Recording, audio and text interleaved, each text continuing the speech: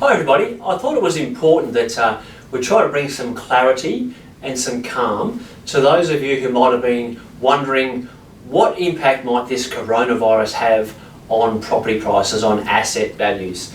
There's a lot of daily announcements, in fact if not hourly announcements of the latest person who's got a sore throat or a headache, with changes to our daily routine, what's happening with planes and schools and all sorts of stuff. And what it does is it muddies the mind. Well, what I think will happen, well in fact I'm very, very confident, if not certain will happen, is nothing will happen.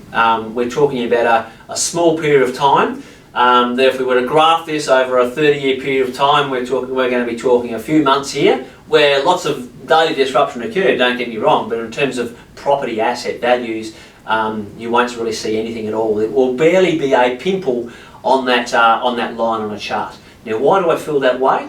Well, as someone whose profession it is to study property markets now and in the past, we've had events before. During these periods of muddied minds, it reminds me, I live in Brisbane, it reminds me of how I felt during the infamous Brisbane 2011 floods. That was something that I hadn't seen before, and there was then, as there are now, daily, hourly news reports, some stuff that I hadn't seen before, lots of daily disruption, lots of uncertainty.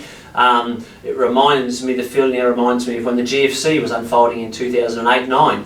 Lots of daily news, lots of change, lots of predictions, lots of uncertainty. Well, guess what? Property prices were not affected by those events. Property prices were not affected by events such as swine flu and the SARS virus. And the reason for that is because residential property is that essential commodity called shelter. It's not the share market that largely responds to sentiment. A share can increase by a few percent in a day. A share can decline by 4 or 5% in a week. A property price doesn't change at all in a day, a week, or rarely even in a month, because we don't trade property assets like some trade share assets. A typical property will be owned by someone for a period of 7 to 10 years. It doesn't change hands very often because the primary purpose of property is to provide shelter, either to the owner-occupier or the tenant. And this is where that term safe as houses comes from. It's not a new term. We've all heard it. Our parents have heard it. Our grandparents have heard it. Their parents have heard it. It's been around forever for very good reason. When there is a major event and that sentiment tends to result in large volatility on stock exchanges, some of those share investors take their money out of the share market and put it into property assets, especially residential property, because it's shelter, safe as houses. Important while our minds are muddied right now and all this daily disruption to remind ourselves of that. It is safe. It's still safe to sell your property today. It's still safe to buy a property today. You are at the end of the day transacting in an essential commodity that is not a volatile asset class. Historical data has shown us, has proven to us, evidence-based, that events such as this, not just now, but right throughout history, really don't impact property because it's shelter.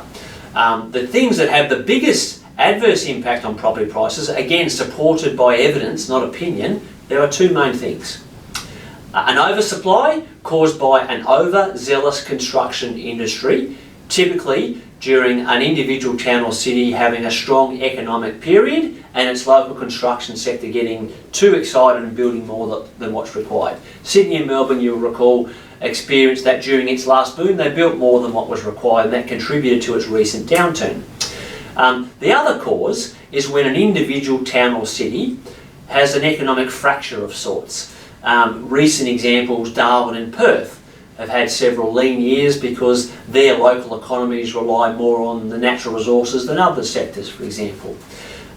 Australia's economic foundation is indeed very solid. For the first time in probably a decade, our federal budget has returned to a balanced situation. So that's one of several things that provides a good foundation to deal with events such as this. A short-term event, albeit extremely inconvenient with daily disruption, but short-term, temporary. You will hear the word recession. Scary word, isn't it? No, not really. You will hear that in the coming months, I'm certain. In fact, just last week, Australia's most reputable economist, a gentleman called Bill Evans, the chief economist at Westpac, he said that he anticipates quite possibly a recession, an official recession announced this year. But he didn't say it in an alarming way. He's a very calm, composed man, and he said it with a lot of common sense. A technical recession is when a national economy has 2 consecutive quarters where its economy does not grow.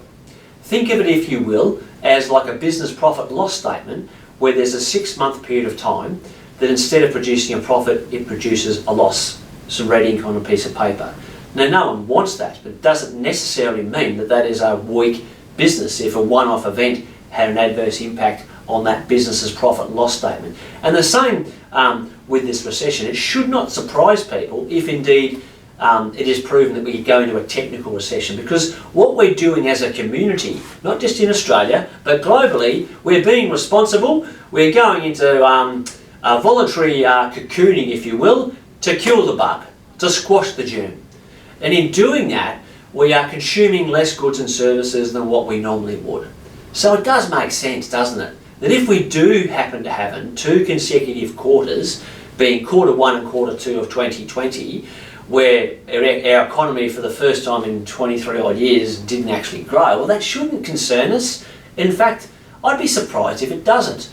But like Bill Evans, I agree that the broader 2020 calendar year as a whole 12-month period of time, our economy indeed is expected to grow over that 12-month period of time, because we know this is not a fracture to our economy. We know that this is a germ, and we're making a very decisive decision, reaction to squash the germ.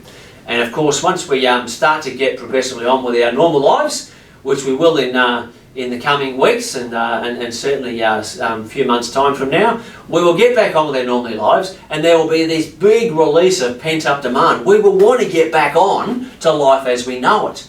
So those goods and services that we normally will consume, we will do that. In fact, I anticipate that we'll do that more than what we normally do. We've got some lost time to make up for. And then we'll throw in federal government stimulus. The Reserve Bank have got a few tricks up their sleeve, reading their tea leaves in recent media releases. I think APRA is going to play a role in that. Not only will there be national stimulus here in Australia, but wait till the big global economic giants, China and America, they want to get their country rolling again, as does every country around the world. So this is temporary inconvenience. Safe as houses, low volatile asset class, essential commodity known as shelter. Anyone who wants to throw out wild claims that this is going to be really, really bad for property markets would be a misery guts. There is no historical evidence based on any event that's ever occurred before that property markets respond that way. They haven't before and they won't now. Why? We've got really strong property market fundamentals, and it's because of those strong property market fundamentals that the second half of 2019, right throughout Australia, we saw consistent month after month price growth. For the first time, possibly since the pre-GFC years, for the first time we had 7 out of 8 capital cities in Australia that were showing price growth each month. And outside of our capital cities, our wonderful regions were seeing price growth as well. Haven't seen that for many, many, many years because we've got strong property market fundamentals. Let's not forget, before this daily disruption began, it's only a couple of weeks ago when we were seeing yet another increase in auction clearance rates, yet another increase in median house prices. Fundamentals is a term that rolls off the tongue, but what does it mean?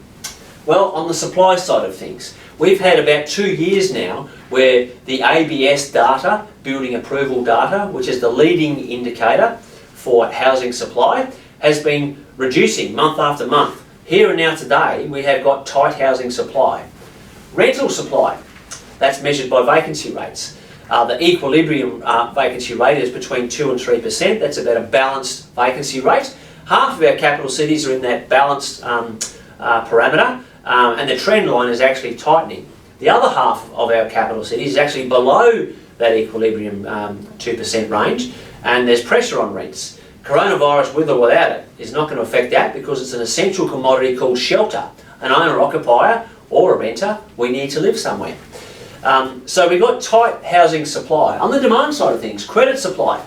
Well, not that long ago, a couple of years ago, that APRA actually made credit very difficult to get. Credit supply was tight, which had an adverse impact on property prices. But middle of 2019, they started to relax that. That's a very important thing for property markets, and one reason why our fundamentals are strong. I actually think credit supply might relax further. Population growth. As Australia for generations have been one of the fastest growing populations in the world for good reason. Economic expansion. Again, while the minds are muddied now, we can tend to lose their memory a little bit and forget that throughout 2019, the trade war between China and Trump was starting to settle down. Nationally here, federal government was ramping up infrastructure investment, the Reserve Bank reducing interest rates. We are in a period of economic global expansion that's temporarily going to be put on hold while we squash this germ together. The household budgets. Well, whilst we haven't had much in the way of wage growth for the last few years, we actually do have more money in our pocket, largely because we've now had 4 Reserve Bank interest rate cuts now within 9 months. So anyone with a mortgage, an investor, an owner-occupier or a business owner, your minimum monthly loan repayment is significantly less now than what it was, say, a year ago. We had tax cuts announced in the back half of last year. We're going to have some stimulus thrown into our economy, and lots of it, in the coming 6 months or more. I think there'll be even more announcements of stimulus, so that's a positive thing. And the other side of things for the household budget is the investor's household budget. A typical investment property might have a rental yield of 5%, our income, and the investment expense, of course, the biggest expense is interest. All-time record lows, between 3 and 3.5% interest rates. So we've got investment income here, investment expenses there. So these are really, really good, solid property market fundamentals. Again, there's a reason that we wrote that report and said strongest property market conditions this country has seen for a good decade or more. It's the reason why, up to and including last week, we'd had several months where just about every location in Australia, property prices were not only growing, they were really starting to gain momentum. Now, I want to show you a graphic, another reason to put any minds at ease and explain why property is not a volatile asset class, because it's shelter. To understand that, property values is really a relationship between buyers and sellers. Now this graphic, the blue line, looking at Australia as a whole, the blue line here is really a reflection of seller behaviour, those who own properties who decide to sell it. And the red line is showing the trend for buyer behaviour. To appreciate this, we need to start January 2019. We started that calendar year with the knowledge that we had a federal election looming in May. Widely, it was expected that the federal election outcome would mean a change of federal government and thereby some significant changes to property taxes, namely negative gearing and capital gains tax. So during that period, start of 2019, there was not much confidence. Property sellers, there were less properties being listed for sale, consistently less. Buyers didn't have the confidence either, so there was consistently less people transacting in property. Then the federal election occurred. The outcome that was widely expected did not happen. Very quickly after that, what also happened is APRA relaxed credit policy. All of a sudden, our first home buyers, our owner-occupiers, our investors can get a loan again. Not only can we transact in property for the first time that we've been able to for a couple of years, the cost to do that was significantly less because the Reserve Bank went whack, whack, whack, 3 interest rate cuts in 5 months. So we could buy property, we could do it cheaper. There was a quick, sharp, positive response from buyers. Sellers were similarly positive, but they didn't automatically put the for sale signs out the front because there's quite a few decisions that need to happen to a property owner before they prepare and put that for sale sign out the front. And also, as it got closer to Christmas, they just decided to defer putting the for sale sign out until the new year. So what we had was a sharp positive response in buyer behaviour, but still we had a reducing number of properties for sale. And then we got to this juncture in October. The official data shows right throughout Australia, October was the month where property prices started to increase. And they continue to increase. October, November, December, January, December, February. Every month property prices were continuing. So much so that we wrote a report, we released it in January, describing the property market pulse as double-digit price growth. That's what was actually occurring throughout most parts of Australia because we've got solid property market fundamentals. Now, These dotted lines is what I anticipate will happen between buyer and seller behaviour. We are now entering this period, let's call it 6-8 weeks, of cocooning, where progressively different people, different days will be asked to isolate ourselves. Don't send the kids to school, work from home, that sort of stuff. Whilst it's safe to still sell your property, it's safe to buy property, it's safe as houses, logic would suggest fewer people do that during this cocooning period. What will then happen is progressively the daily disruption will dissipate and we'll start to progressively return to life as we know it. We will squash this bug together, as has already started to occur in countries like Hong Kong, Singapore, South Korea, where they're returning to school, the restaurants are opening, the cafes are opening because they've squashed this germ. We'll do the same as well. Imagine a couple of months from now when Australia's in that position. It's hard where the minds are muddy, but imagine that please. When we do, buyers are going to be going, that's right, we've got these really low interest rates. That's right, there's a lot of confidence out there. There's not that many properties listed for sale. That's right, we've got these really strong property market fundamentals. That's right, that's why property prices were growing really strongly last year and at the start of this year. As there was a strong response from buyers here, there will be and should be a strong response from buyers in the second half of 2020 when this daily temporary disruption goes away. Sellers will return as well, but there's a bit of a lead time before someone puts the for sale sign at the front, so they will be slower to respond. This is going to be a period in the second half of 2020 where, to me, it's going to resemble seagulls fighting over a chip. There is going to be a lot of pressure on property prices throughout most markets in Australia in the second half of 2020 and beyond, because we've got strong property market fundamentals, because our interest rates have never been lower and might even go lower, because all that stimulus nationally and internationally is going to hit the market, because human beings want to get on with our life. So that's what we've got ahead. It's important during these times of muddied minds to actually focus on that. Those who have finances organised now and those who are emotionally organised, if you were already contemplating selling a property or buying a property, it is still safe to do so. In fact, I would argue that there's a small window of opportunities for those organised people to do so now before the seagulls start to arrive with very few chips to munch on in the second half of 2020. We also need to keep in mind property data. It's released at the start of every month. A median house price is not the value of everybody's property. It's the middle figure based on the number of properties that were transacted in that month. Logic will suggest that in the months of March, April, May, there will be a very, very small sample size of data in those months because of this cocooning period. So we should take whatever that data says in those couple of months with a grain of salt. It may show a significant increase in median house prices. It may show a significant decline in different markets in those months. It's not reliable data because it will be a small sample size. This is what we need to focus on. This is what will be happening in the second half of 2020 because of these strong property market fundamentals. So bringing some calm and some clarity to this. Property is shelter. It's an essential commodity. It's a safe commodity. It is safe today to sell your property. It is safe today to buy a property. If you wish to take advantage as a first home buyer of these low interest rates and the federal government incentive to put a foot on the property ladder, it is safe to do so. You've got history behind us to prove it's safe. You've got the confidence of knowing it's an essential commodity that you're purchasing, and you've got the solid fundamentals and stimulus to come to give you that safety.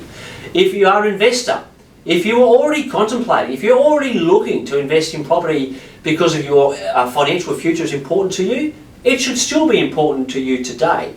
It is safe for you to buy that property and take advantage of those low interest rates. We are in daily contact with real estate agents all around Australia. Like you and I, they've got jobs to do, they've got families to feed, they are still working, they will practice social distancing, they will practice that. So if you go to an auction, you go to an open home, that's really the only change that you'll see. We'll keep our 1.5 metres. The real estate agent might let through one group at a time rather than everyone come through at once. That's the only thing that you'll see. Property prices, it will not be any more than a pimple on a graph. We're in a holding pattern for a short period of time, a couple of months if you will, before the seagulls come in. So it's safe to buy. It's safe to sell. We always need shelter. I hope this provides some calm and some clarity. Safe as houses.